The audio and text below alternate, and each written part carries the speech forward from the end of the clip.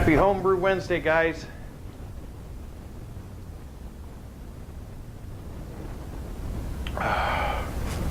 This is another one of them Belgian Lafite blondes, the pale ale that I told you guys about last week.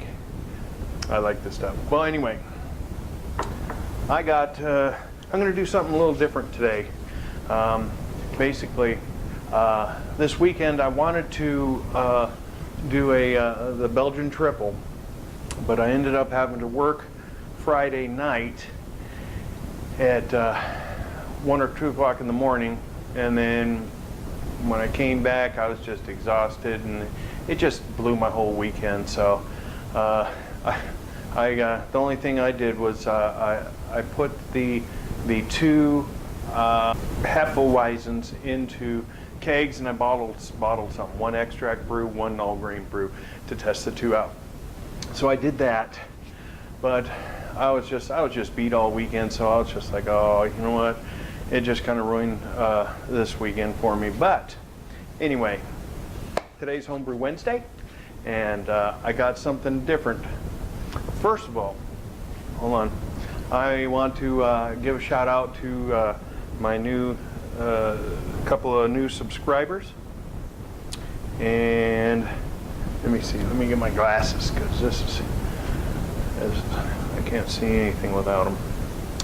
All right, the first one on my list is Mr. Copperballs 85. Thank you for subscribing, and I hope you enjoy the videos. The next one is Corey O. Thank you for subscribing. And Matt McKay. So I just wanted to give a shout out to those three guys who subscribed recently. So anyway, here's to you guys. Thank you for your subscription. Okay, now, what I thought to do something a little bit different. It's still beer related, it's still homebrew related, but I saw a video on Food Wishes, and that's another YouTube channel. And anyway, he did beer bread. Okay, now I did that the beer bread recipe, and I did it before. And what he did was he took a store-bought brand beer bread or beer and made beer bread with that. Well, I thought we could do better than that. I could do homebrew. I can do my IPA, my Rogue IPA that I made, and make beer bread with that, and see how that turns out. Now, I've never done it with a homebrew beer bread, homebrew before, so I thought this was a good opportunity to try it. So anyway, I got the stuff all laid out, and I'll bring you over and let you see it. Okay,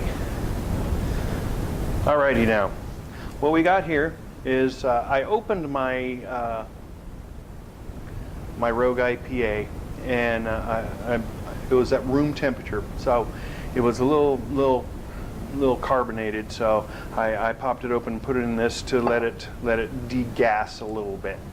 So now right here I've got a couple of a teaspoon or tablespoon of regular baker's yeast right here, and then I got a tablespoon of salt. This is kosher salt, so I used a tablespoon. If you're using a different type of salt, like regular table salt, you might want to use about half as much. And then right here I've got 2 cups of all-purpose flour. You can use bread flour as well. Now I'm probably going to add another cup of flour to this, but you know, we won't know until we actually start mixing it up and getting it going. So as you see, bread has very few ingredients. It's basically flour. This bread has beer, and then a little bit of salt and some yeast. Now beer and bread have a common ancestry. They have common ingredients, you know, flour, wheat, grain, and yeast. Basically, what they used to do is to make bread rise, they would skim the top off of beer, the kreuzen and the stuff off of beer, and put it into the bread, and then the bread would rise from there. Okay, so this is what we're going to do. We're going to add the beer, first of all. This is 12 ounces of the Rogue IPA. I'm going to add it in first, and it's going to be foamy because, you know, it's at room temperature. And we're going to put the salt in, and then I'm going to go ahead and put the yeast. I'm not going to prime the yeast. We're just going to put it in. Okay. Now we're going to start mixing. Now we want to see a nice sticky dough, but not overly sticky, not dry. It should pull away from the sides of the bowl. Oh, I can smell that beer. Now we got this mixed up, and you can see it's still plenty wet. So we're going to start adding in a little bit at a time for this last cup. Now that beer gave this bread, this dough, a nice brown color. Now I'm gonna sprinkle my hands a little bit, get them dusty, get most of this dough off. I'm gonna start mixing it by hand. Okay, so do it.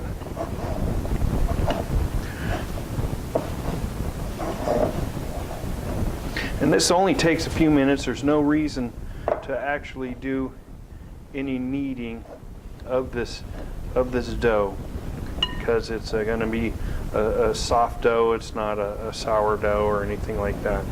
We need a little bit more flour, a little bit more flour. Okay, so this is coming up to 3 cups. And I think this will be enough.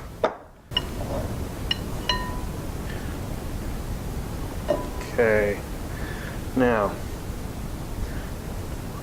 we got our dough, and you see it's just a little bit tacky, which is fine. And what we're going to do is we're going to set this right off to the side for a second. I'm going to clean out all this extra gunk in the bowl. Okay, all right. So give me a second. Now we got the bowl here. It's not totally clean, but we don't need it to be all that clean. And what we're going to do is we're going to add about a tablespoon of vegetable oil right into the bottom of that, and we'll get our hand in there and we'll give it a nice swirl. Okay, we'll put the bread back in there, give it a toss, coat it real nice, and then we are going to place we're going to get a kitchen towel. We're going to heat it up with extremely hot water, wring it out real good, and cover this so it creates a little bit of heat. We're going to stick this into a cool oven and let it rise for a couple hours or until it pretty much doubles in size. And then we will come back and go to the next part, and then we will spread it out, let it rise a little bit longer, and then we will bake it and see how it turns out. So I'll see you in about an hour and a half. We're back. It's been a couple hours. It hasn't risen as much as I had hoped. Gotta be quiet because everyone's kind of asleep now. I think it's because the yeast was, it's over a year old, so, but I'm going to try it anyway. I'll just keep on going. I'm gonna dust my hands a little bit. I'm taking the cookie sheet. I've got the oven preheating to 425. I'm going to take the dough, and then I'm going to take it out, and I'm going to put it on to the cookie sheet. I'm just going to make a rough little ciabatta loaf like this, which ciabatta means carpet slipper, which is basically looks like a carpet slipper. I'm going to let it sit there for a few minutes while the oven heats up. Hopefully it will rise a little bit more, and then, all right, I got the oven heating up. I cut a little slice in the top there, and I put a little pan of water in the oven for humidity. So when this is baking up, the humidity in the oven will be a little bit higher, and I'll stick it in and see if it hopefully rises. Normally I'd let it rise till it actually doubles in size before I actually do this part and stick it in the oven. So at this point I'm kind of doubtful whether it's going to go. It needed to probably rise for a good couple more hours before I did this, but we'll see what happens. All right, see you in a little bit. All right, it's time to check out to see whether it came out or not. I don't know, I'm kind of doubtful. It's been 35 minutes and 425 oven, so we'll see how it turns out.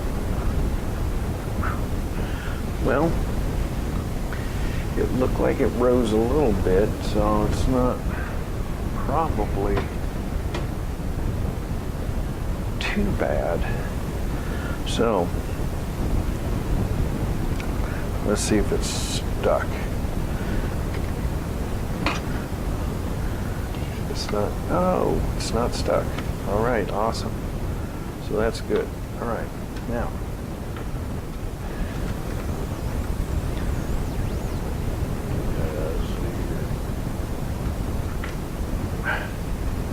Okay. So basically that's how you make a ciabatta beer bread. Normally, if I had let it risen more before I baked it, it would have come out a little bit more fluffy looking, but it doesn't look too bad.